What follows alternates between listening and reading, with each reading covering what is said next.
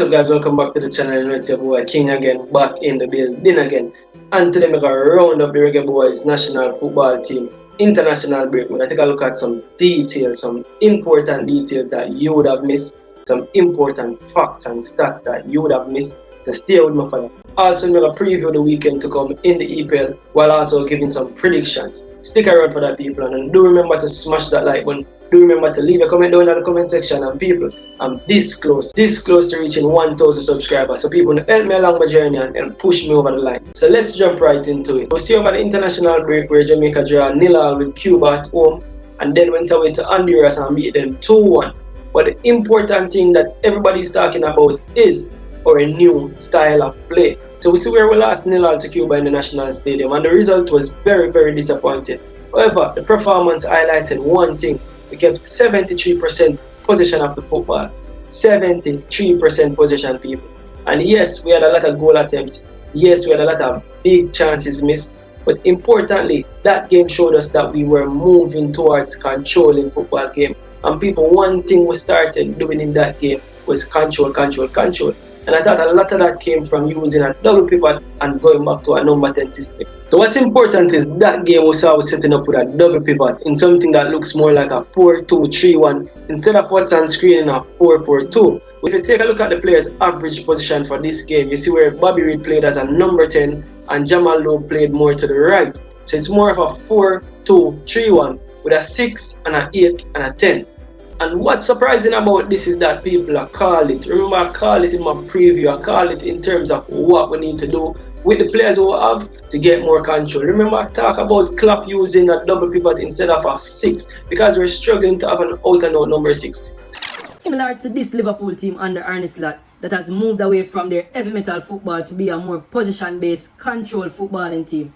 Instead of going for an out-and-out CDM, using two all-in players as seen to have solved the issue of not having a single CDM, which also helps Liverpool to be a team with more ball control while also having the extra coverage for the fullbacks. We have not settled on what our best midfield partnership is, and I think this can come from using a double pivot instead of trying to use a single all-in midfielder. Where I believe in this game we should start with Karai Anderson and Casey Palmer. This is the way we use Casey Palmer and Latin here as a double pivot, and yes, we must talk about Casey Palmer. This is Casey Palmer breakout in the Jamaica national team. The black, green and gold, Casey Palmer stood out. Casey Palmer showed all his qualities in the black, gold and green over these two legs.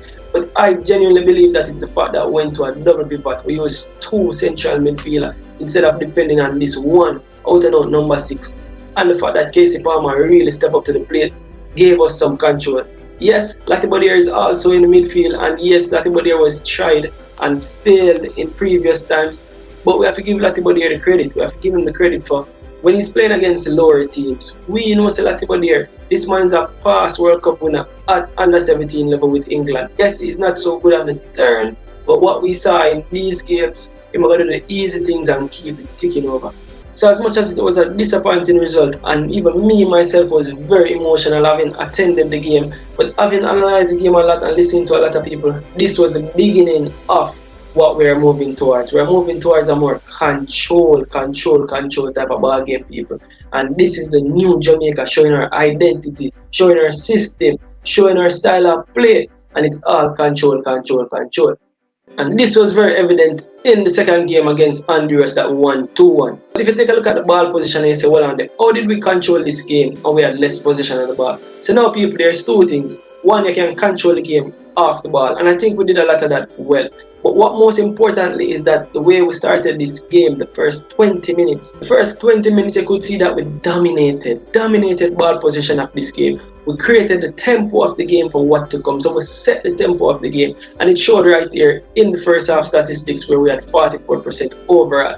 Now this simply means that after the 28th minute, we sat back and consolidated the game, which is also something that we have to do. We can't keep on going 100 miles per hour. So now this Jamaica team is about control. Instead of Algrim's team, which is about long ball, route one football, direct football, so it's more controlled possession of the ball, while also controlling the game out of possession, where you'll see us pressing more intensely. So with that press, you have to consolidate sometime in the game. And people do remember this was away from home. Honduras never lost a game in so many games. So to go to Honduras and beat them playing this way was very impressive.